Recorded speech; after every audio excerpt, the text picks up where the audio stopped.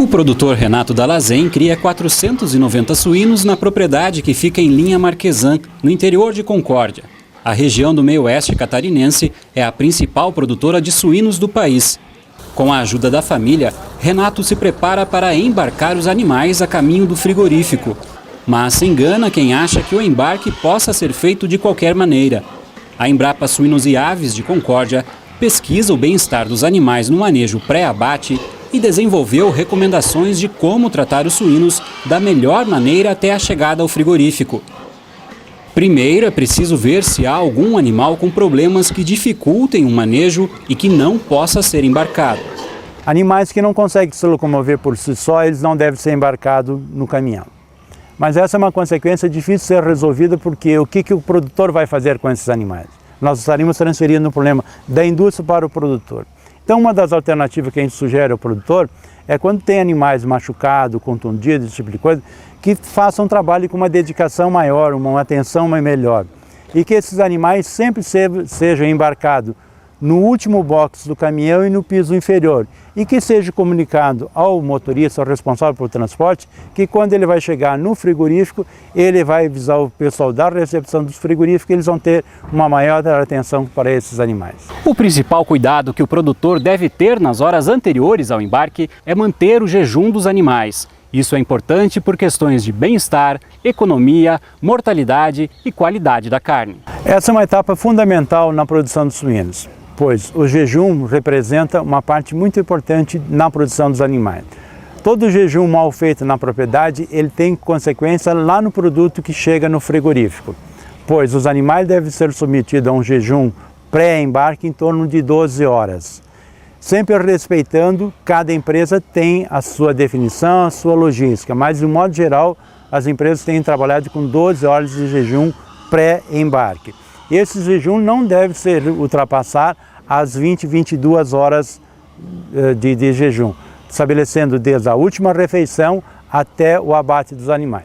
Animais que viajam de estômago cheio, eles passam mal, eles morrem e têm uma maior incidência de mortalidade. E animais que chegam com estômago cheio no frigorífico, há um rompimento das vísceras na hora do abate dos animais e pode haver uma contaminação das carcaças, e essas carcaças são desprezadas e não são aproveitadas de modo geral. Mas o produtor tem que ficar atento a como é feito o jejum.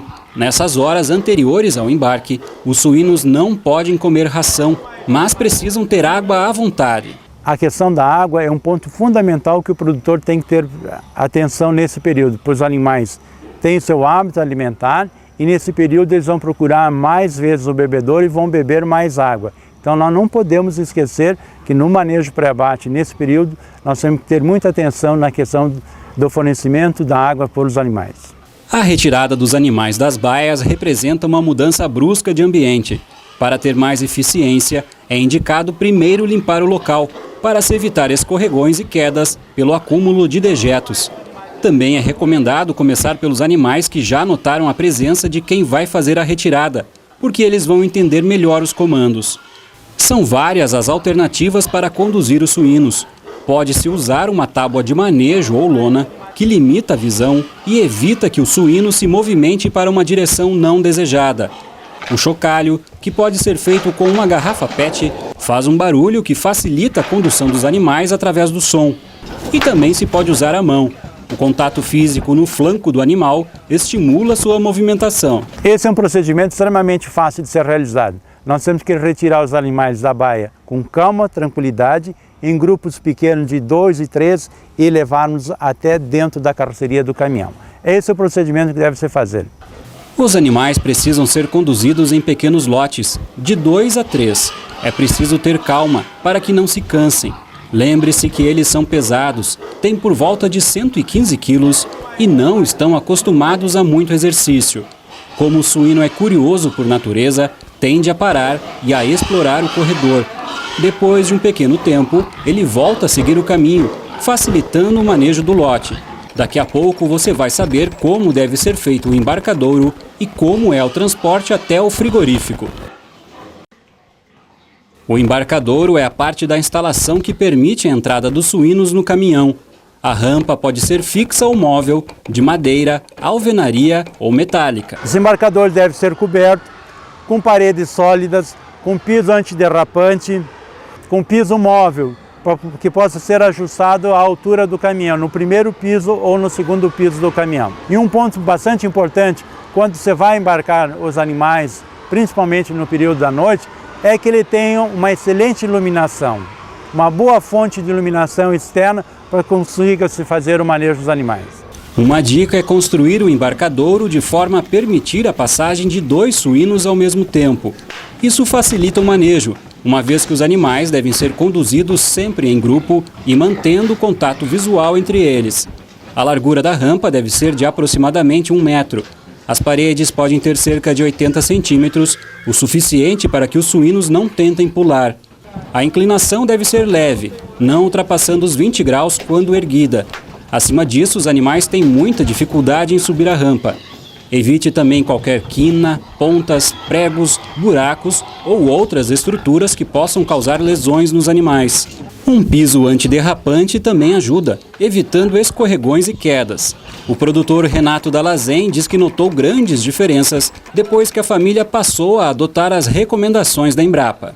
O maior benefício hoje é a baixa mortalidade no transporte, né?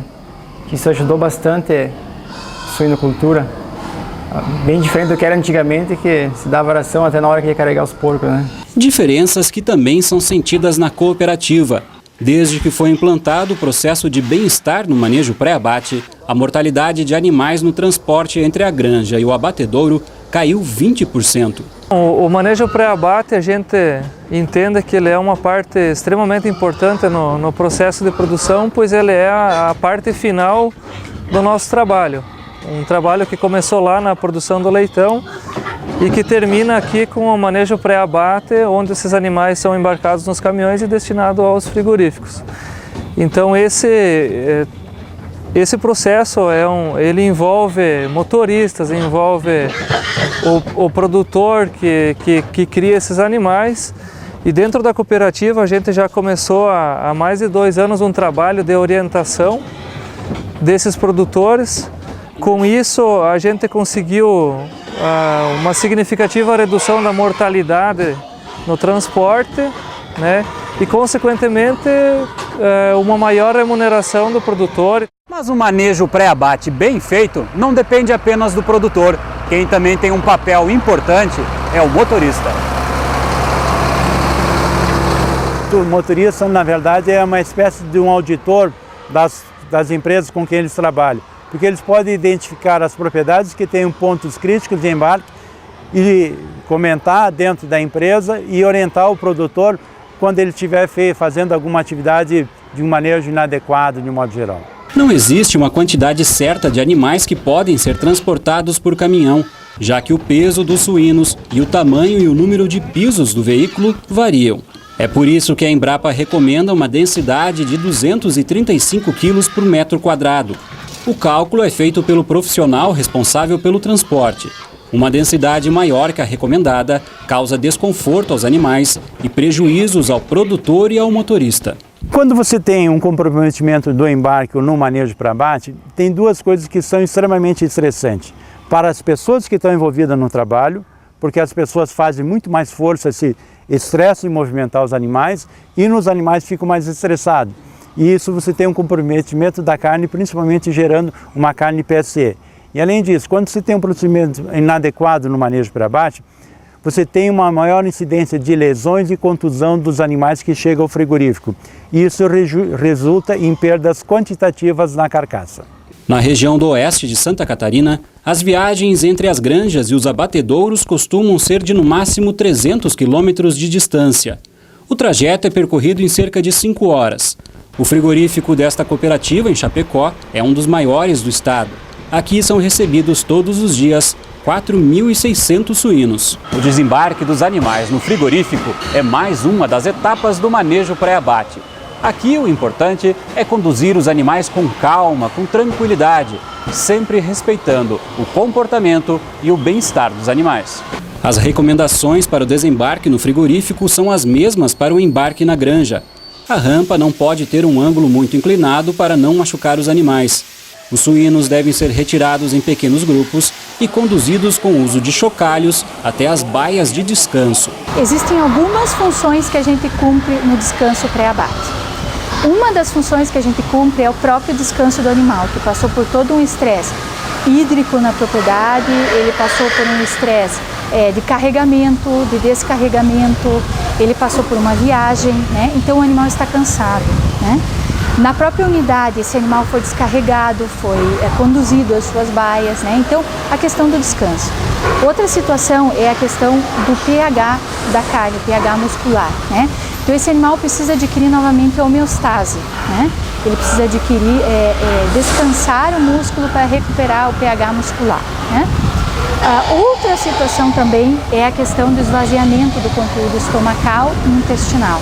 Antes de entrar na planta processadora, ele precisa ter o jejum hídrico nas baias, né?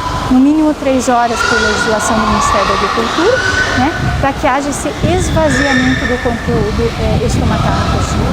Nas baias de descanso, os animais recebem um banho de mangueira e ficam sob aspersores. Os aspersores normalmente são ligados quando nós queremos melhorar a temperatura para baixo, né? Nós precisamos minimizar essa temperatura e criar um ambiente de conforto para o animal na espera pré-abate. Também nós usamos os aspersores para limpar esses animais, né?